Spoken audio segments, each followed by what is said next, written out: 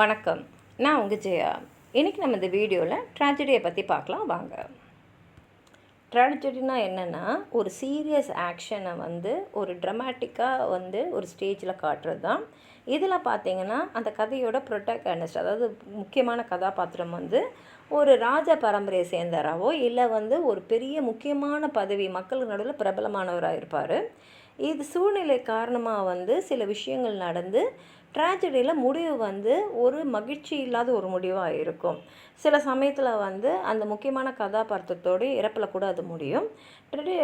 வழக்கமாக பார்த்திங்கன்னா ஒரு ட்ராஜடியில் ஒரு எக்ஸ்பொசிஷன், காம்ப்ளிகேஷன் இல்லைனா ஒரு கான்ஃப்ளிக்ட்டு, ஒரு கிளைமேக்ஸ் இல்லைனா ஒரு க்ரைசிஸ், ஒரு டினவுன்ஸ்மெண்ட் இல்லைனா ரெசல்யூஷன், அப்புறம் கேட்டஸ்ட்ரஃபி எல்லாம் எடுக்கணும். அரிஸ்டாட்டில் என்ன சொல்லியிருக்காருன்னா, ட்ராஜடியை தான் நோபலஸ்ட் ஃபார்ம் ஆஃப் லிட்ரேச்சர்னு சொல்லியிருக்காரு. அதுக்காக அவர் அந்த ட்ராஜடி எழுதுகிற அந்த போய்ட்ஸ்க்கெலாம் சில ரூல்ஸ்லாம் போட்டிருக்காரு.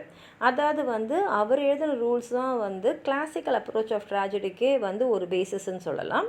அதன்படி பார்த்தா ட்ராஜடியில் ஒரு பிளாட் இருக்கணும், நிறைய கதாபாத்திரங்கள் இருக்கணும், முக்கியமான கதாபாத்திரத்துக்கு ஒரு அழுத்தம் இருக்கணும், ஸ்ட்ரக்சர் அண்ட் ஸ்பெக்டக்கிள் இருக்கணும், கேட்டஸ்ட்ரோஃபி அண்ட் கேத்தரிசிஸ் இருக்கணும்.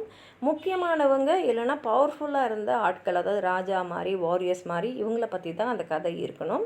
அவங்களுடைய கஷ்டங்களும் இறப்பும் தான் மக்கள் மனசில், ஏன்னா ஒரு பெரிய முக்கியத்துவம் வாய்ந்தவருடைய இறப்போ இல்லை அவரோட தவிப்போ தான் மக்களுக்கு நடுவில் ஒரு பிட்டியும் ஒரு டெரரையும் கொடுக்கும். அதனால் ஆடியன்ஸ் மேலே ஒரு தாக்கம் இருக்கணும்னா அந்த கதாபாத்திரம் ஒரு முக்கியமான கதாபாத்திரமாக சமுதாயத்தில் இருக்கணும். அதே சமயத்தில் அவர் ட்ராஜடியில் என்ன சொன்னார்னா, கேத்தாரிசிஸ், அதாவது உணர்ச்சிகளை மக்களுக்கு நடுவில், அந்த ஆடியன்ஸ் நடுவில் தூண்டுற அளவுக்கு இருக்கணும்.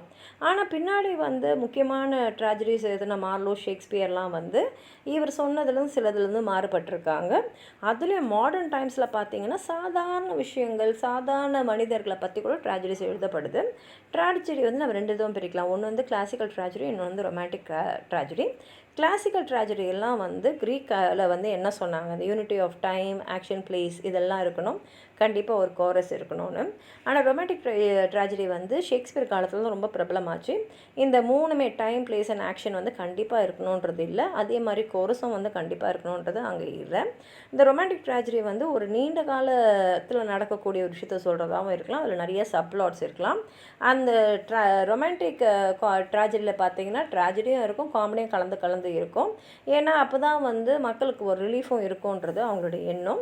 அது மாத்திரம் இல்லாமல் இந்த ரொமான்டிக் ட்ராஜடி ஒரு மேட்டர்ஸ், அதாவது நம்ம தினசரி வாழ்க்கையில் இல்லாமல் ஒரு ரிமோட்டாக இருக்கக்கூடியது, சாதாரண வாழ்க்கையில் இருக்கிறதுல கூட அவங்க எழுதுவாங்க.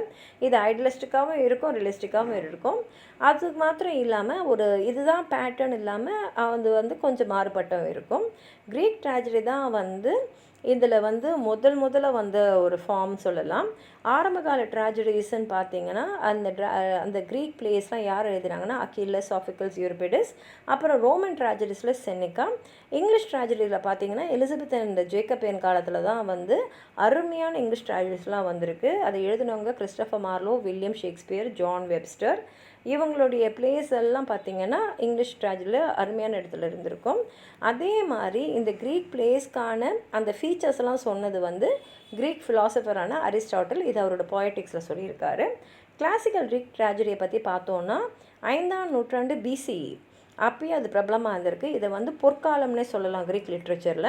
அப்போ வாழ்ந்த எழுத்தாளர்கள் அக்கில்லஸ், சாஃபிக்கல்ஸ் அண்ட் யூரிபிடிஸ். இவங்களுடைய ட்ராமாலாம் ஆம்பி தேட்டர்ஸில் தான் போடுவாங்க. இதோட ஃபீச்சர்ஸ்ன்னு பார்த்தீங்கன்னா இந்த சப்ஜெக்ட் மேட்ரு ஒன்று ரிலீஜியஸாக இருக்கணும், இல்லைனா க்ரீக் மைத்தாலஜியாக இருக்கும். காஸ்டியூம்ஸ்ன்னு பார்த்தீங்கன்னா அந்த கேரக்டர்ஸ்லாம் பேடட் காஸ்டியூம்ஸ் போட்டிருப்பாங்க. பிளாட்ஃபார்ம் ஹீல்ஸ், உயரமான ஹீல்ஸு, பெரிய பெரிய மாஸ்க்லாம் போட்டிருப்பாங்க. அப்போ தான் நிறைய பேர் கூடியிருந்தாலும் எந்த கேரக்டர்ன்றது அவங்களால தெளிவாக பார்க்க முடியும். அதே சமயத்தில் அதில் கோரஸ் இருக்கும். இந்த கோரஸ்ன்றது ஒரு குரூப் ஆஃப் மென்கள். அவங்க மாஸ்க் போட்டுட்டு பாடுவாங்க, டான்ஸ் மாதிரி மூமெண்ட்ஸ்லாம் தருவாங்க, கமெண்ட்ஸ்லாம் பண்ணுவாங்க நடக்கக்கூடிய ஆக்ஷனை பற்றி. அதே மாதிரி மாரல், சோஷியல், ரிலிஜியஸ் ஆட்டிடியூட்ஸ் அந்த காலகட்டத்தை பற்றியும் எடுத்து சொல்லுவாங்க. முக்கியமாக இந்த 3 யூனிட்டிஸ், அதாவது டைம், பிளேஸ் அண்ட் ஆக்ஷன் கண்டிப்பாக இருக்கும். ட்ராமாட்டிக் ஐரனின்னு சொல்லக்கூடிய, அதாவது கேரக்டருக்கு சில விஷயம் தெரியாது, ஆனால் ஆடியன்ஸுக்கு தெரியப்படுத்துகிற மாதிரி கதையை அமைச்சிடுவாங்க. அப்போ ஆடியன்ஸ் மனசில் ஒரு படபடப்பு இருக்கும். அந்த கேரக்டருடைய அறியாமையினால் அவன் எவ்வளோ கஷ்டப்பட போகிறான்றத இவங்க வந்து படபடப்போடையே பார்த்துட்ருப்பாங்க. முக்கியமான க்ரீக் டேர்ம்ஸ்ன்னு பார்த்தீங்கன்னா ட்ராஜிக் ஹீரோ. இவர் வந்து ஒரு நோபல் பர்த்தாவோ இல்லை ஹை ரேங்க்லேயோ இருப்பார். அப்போ தான் மக்கள் நடுவில் வந்து இன்னமும் பரிதாபமும் ஒரு பயமும் வந்து அதிகப்படியாகவே இருக்கும். அப்புறம் ஹெமரிட்டா, இது வந்து ஒரு வர்ச்சுவஸ் கேரக்டர், அதாவது உன்னதமான ஒரு கேரக்டர். ஒரு விஷயத்தில் ஒரு தவறு பண்ணிவிடுவார், ஒரு ஜட்ஜ்மெண்ட்டில் ஒரு எரர் பண்ணிவிடுவார். பெரிபெட்டியா, இந்த வர்ச்சுவஸ் கேரக்டர் பண்ணுற தப்பால் வந்து எப்படி அவரோட தலையெழுத்து மாறுறதுன்றது தான் பெரிபெட்டியா. ஆக்னாரஸ்ன்றது ஒரு முக்கியமான விஷயத்தில் வந்து அந்த உண்மையை வந்து அந்த ப்ரோட்டகனிஸ்ட் தெரிஞ்சுக்கிறது தான். கெத்தாரிசிஸ் வந்து அந்த எமோஷ்னல் டென்ஷன் ஆடியன்ஸ்குள்ளே உருவாக்குறது. இதுக்கு முக்கியமான எக்ஸாம்பிள்ஸ் சொன்னிங்கன்னா அக்கிலஸோட அகிமோனான் த எமெண்டியஸ், அப்போ யூரிபிடஸோட மீடியா, சாஃபோக்கல்ஸோட Oedipus the King. Senecan revenge tragedy பார்த்திங்கன்னா இதை எழுதுனது வந்து கிளாசிக்கல் ரோமன் ரைட்டரான செனக்கா. இவர் வந்து ஃபஸ்ட்டு செஞ்சுரி சிஇயில் இருந்த ஒரு ரோமன் ஃபிலாசபர் அண்ட் ட்ராமாட்டிஸ்ட். இவருடைய அந்த செனக்கன் ட்ராஜடியில் பார்த்திங்கன்னா ரத்த கலரியாக இருக்கும், சூப்பர் நேச்சுரல் எலமெண்ட்ஸ்லாம் இருப்பாங்க. இவருடைய ட்ராஜடி வந்து எலிசபெத் அண்ட் ரிவெஞ்ச் ட்ராஜடியை இன்ஃப்ளூயன்ஸ் பண்ணிச்சுன்னு சொல்லலாம். அதே சமயத்தில் ஃப்ரெஞ்ச் நியோ கிளாசிக்கல் ட்ராஜடியும் இவரோட எழுத்துக்களால் இன்ஃப்ளூயன்ஸ் ஆனவங்க தான். இந்த ரிவெஞ்ச் ட்ராஜடியில் பார்த்திங்கன்னா அந்த முக்கியமான கதாபாத்திரம் வந்து பழி வாங்குறாரு. யாருன்னா தனக்கு தவறு செஞ்சவங்கள, தனக்கு துரோகம் செஞ்சவங்கள பழி வாங்குறது தான். இதை வந்து இங்கிலீஷில் பிரபலமாக்கினவங்க எலிசபெத்தன் ஏஜில் இருந்த தாமஸ் கிட். தாமஸ் கிட்டோட ஸ்பானிஷ் ட்ராஜடி வந்து ரிவெஞ்ச் ட்ராஜடிக்கு எக்ஸலண்ட் எக்ஸாம்பிள் இன் இங்கிலீஷ் ட்ராமான்னு சொல்லலாம். இதோட ஃபீச்சர் பார்த்திங்கன்னா முக்கியமான தீமே வந்து பழி வாங்குறது, ரிவெஞ்சு. இதில் டயலாக்ஸ்லாம் டெக்ளமேட்டிவாக இருக்கும், எமோஷ்னலாக இருக்கும், ரொம்ப சார்ஜ் ஸ்பீச்சஸ்ஸு, அப்புறம் சாலிலோக்கிஸ் தனியாக போய் ஆடியன்ஸ்க்கு மாத்திரம் கேட்குற மாதிரி பேசுகிறது எல்லாமே இங்கே இருக்கும். ஸ்டிகோமேத்தியா, அதாவது வந்து ரெண்டு பேருக்குள்ள ஒரு பயங்கரமான ஆர்கியூமெண்ட்டாக இருக்கக்கூடிய விஷயங்கள்லாம் நிறையா இருக்கும்.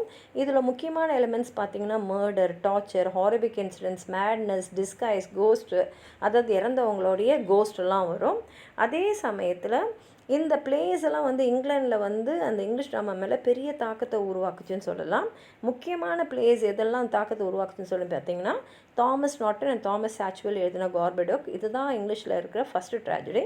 தாமஸ் கிண்டோடைய த ஸ்பானிஷ் ட்ராஜடி, வில்லியம் ஷேக்ஸ்பியரோட ஹேம்லெட்டு, ஜான் வெப்ஸ்டரோட the White Devil and Duchess of Malfi.